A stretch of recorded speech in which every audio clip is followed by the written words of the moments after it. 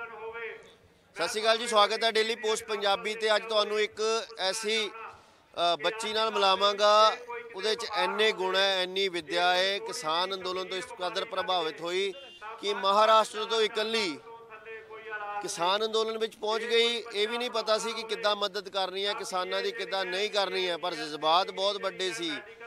28 साला ये पूनम राठी मध्य प्रदेश तो चल के 10 दिन हो गए है। कभी किसी कोने से झाड़ू मारती मिलती है, कभी किसानां की सेवा करती मिलती है, कभी किसी लंगरां च सेवा करती मिलती है।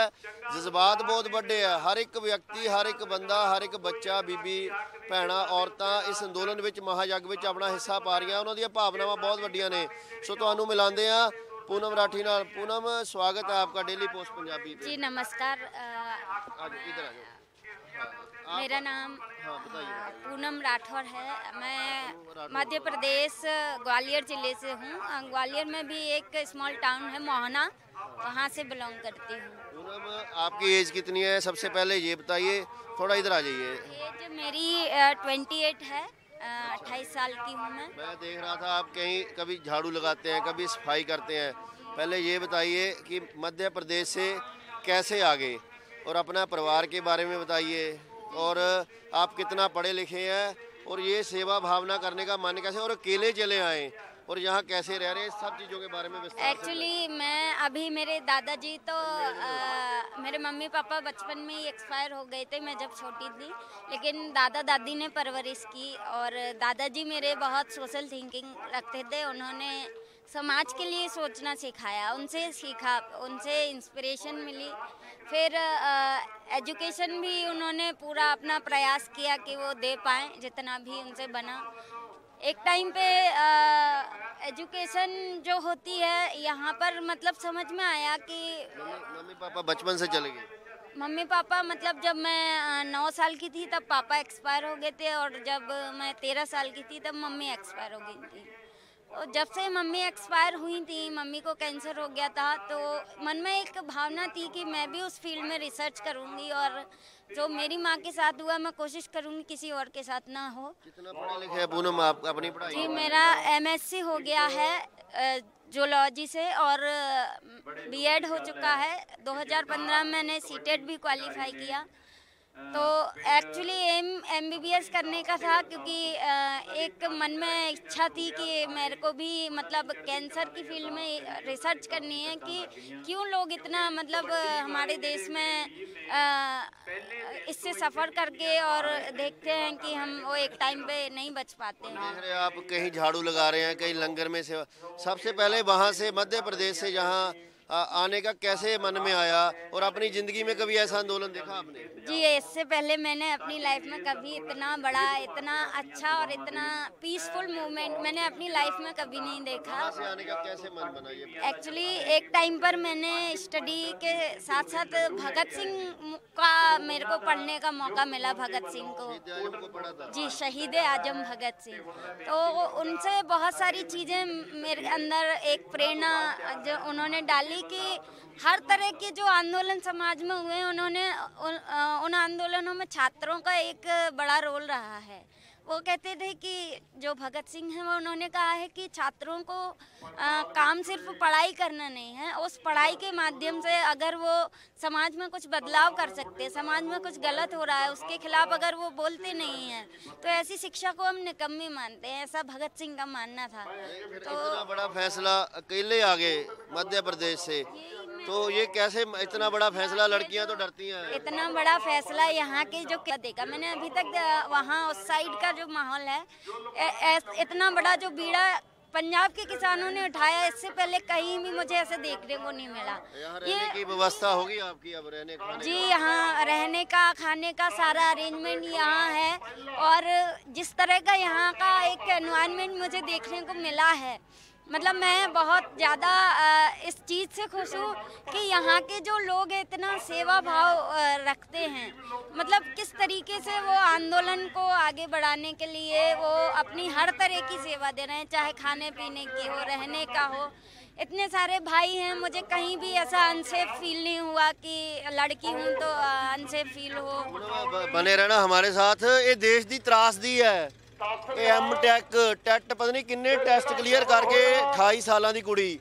ਸਰਕਾਰਾਂ ਸ਼ਾਇਦ ਨਹੀਂ ਦੇਖ ਰਹੀਆਂ, ਇਹ ਮੱਧ ਪ੍ਰਦੇਸ਼ ਤੋਂ ਚੱਲ ਕੇ ਕੱਲੀ, ਮਾਂ-ਬਾਪ ਬਚਪਨ ਚਲੇ ਗਏ ਸੀਗੇ, ਇੱਥੇ ਸੇਵਾ ਕਰ ਰਹੀ ਹੈ ਕਿਸਾਨ ਵੀਰਾਂ ਦੇ ਲੰਗਰਾਂ ਦੇ ਵਿੱਚ, ਟਰਾਲੀਆਂ ਵੀ ਸਾਫ਼ ਕਰਦੀ ਹੈ, ਝਾੜੂ ਵੀ ਕਟਕਾ ਮਾਰਦੀ ਹੈ। ਇੱਧਰ ਬਜ਼ੁਰਗ ਖੜੇ ਆ। ਬਾਪੂ ਇਹ 28 ਸਾਲ ਦੀ ਕੁੜੀ ਮੱਧ ਪ੍ਰਦੇਸ਼ ਤੋਂ ਚੱਲ ਕੇ ਕੱਲੀ ਆ ਗਈ, ਇੱਥੇ ਸੇਵਾ ਕਰ ਰਹੀ ਹੈ, ਹੁਣ ਬੀਬੀਆਂ ਨਾਲ ਰਹਿ ਰਹੀ ਹੈ। ਕਿਆ ਕਹਿਣਾ ਚਾਹੋਗੇ? ਬੜੀ ਦੁਨੀਆ ਦਾ ਸਹਿਯੋਗ ਮਿਲ ਰਿਹਾ ਹੈ, बड़ी दुनिया का सहयोग मिल रहा है, तो की कहना चाहोगे? सारे बापू देख 28 साल की उम्र का। या जी ये हमारी लड़की आ बच्ची आ एक, इसने अपने किसानों का रोज प्रकट होया भी हमारे किसान की जमीन ये पैरों तले से खिसकी तो माने अगली पीढ़ी ने खाना कहाँ से मिलेगा। इस मोदी को तो ये नहीं सोचा भी अगली पीढ़ी के बारे में कुछ नहीं सोचा इसको, ये वानी डवानी इसके आगे हाँ और कोई नहीं है इसके आगे।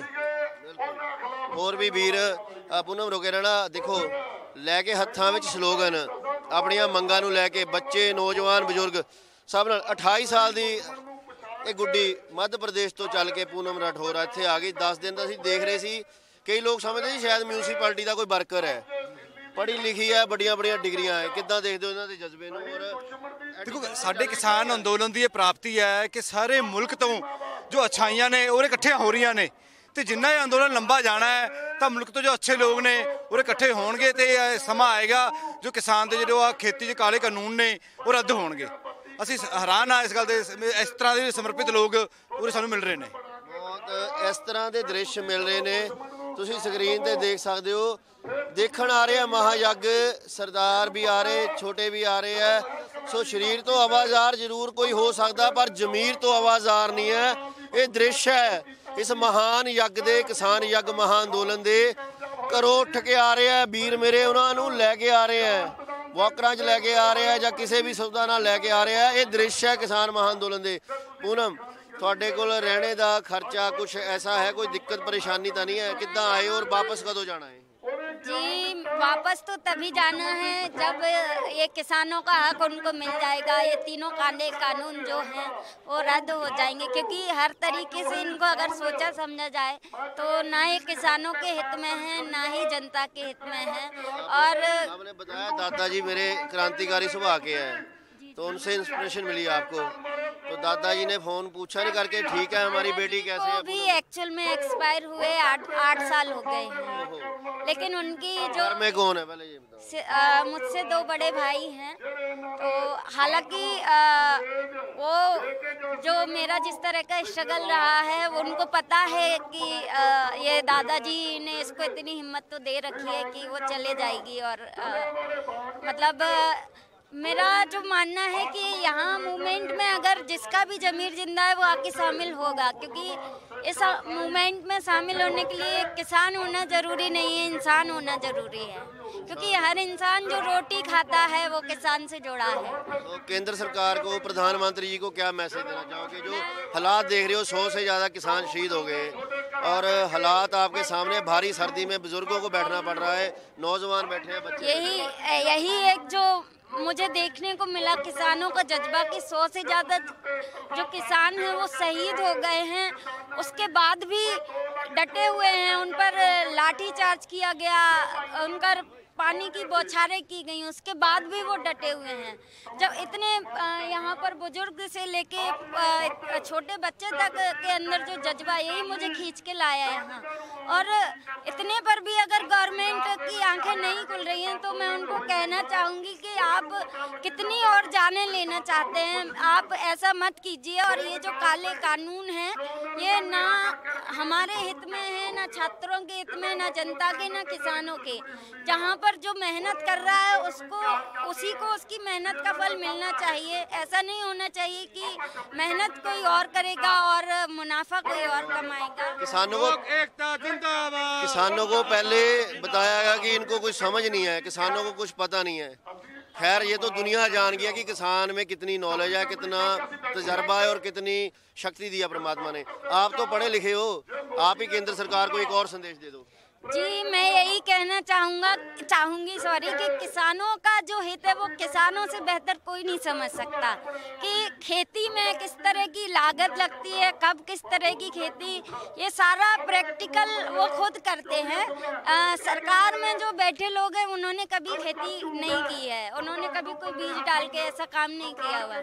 तो किसानों से ज़्यादा अनुभव इस मामले में और कोई नहीं रख पाएगा कि किसका उनका हित वो जानते हैं क्या है, और ये समझकर ही वो इस आंदोलन में डटे हुए हैं क्योंकि उनको पता है उनसे उनका हक छीना जा रहा है।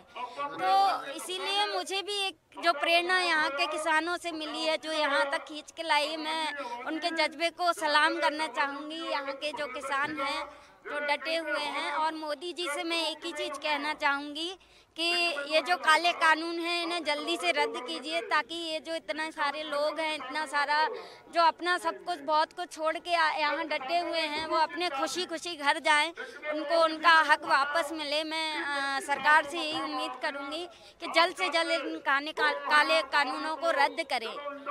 धन्यवाद। सल्यूट किसानों को भी है, और आप जैसे जो जोशीले नौजवान हैं जिनके मन में आंदोलनों की और लोगों की मन की इच्छा है, उनको भी सल्यूट है। सो ये दृश्य है ਤੁਹਾਡੇ ਸਾਹਮਣੇ किसानी अंदोलन ਦੇ 28 ਸਾਲ ਦੀ ਬੱਚੀ मध्य प्रदेश ਤੋਂ आ गई, ਝਾੜੂ ਕੜਕਾ ਕਰ ਰਹੀ ਹੈ, ਲੰਗਰਾਂ 'ਚ ਸੇਵਾ ਕਰ ਰਹੀ ਹੈ, ਕਹਿੰਦੀ ਮੈਂ ਉਦੋਂ ਹੀ ਮੁੜਾਂਗੀ ਜਦੋਂ ਇਹ किसानी अंदोलन ਜਿੱਤੇਗਾ।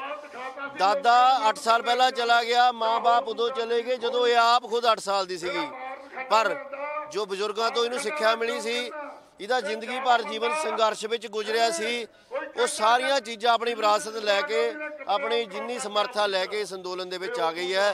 ਸੋ ਤੁਹਾਨੂੰ ਐਸੀਆਂ ਸ਼ਖਸੀਅਤਾਂ ਦੇ ਨਾਲ, ਐਸੇ ਜਾਂਬਾਜ਼ਾਂ ਦੇ ਨਾਲ ਜਿਨ੍ਹਾਂ ਦੇ ਅੰਦਰ ਜਿੱਦ, ਜਜ਼ਬਾ, ਜਨੂਨ ਔਰ ਸਬਰ ਮੌਜੂਦ ਹੈ, ਮਿਲਾਉਂਦੇ ਰਹਾਂਗੇ। ਫਿਲਹਾਲ ਡੇਲੀ ਪੋਸਟ ਪੰਜਾਬੀ ਦੇ ਲਈ ਕੈਮਰਾਮੈਨ ਕਮਲ ਦੇ ਨਾਲ ਸਿੰਘੂ ਬਾਰਡਰ ਦਿੱਲੀ ਤੋਂ ਗੌਰਵ ਰਾਣਾ ਦੀ ਰਿਪੋਰਟ।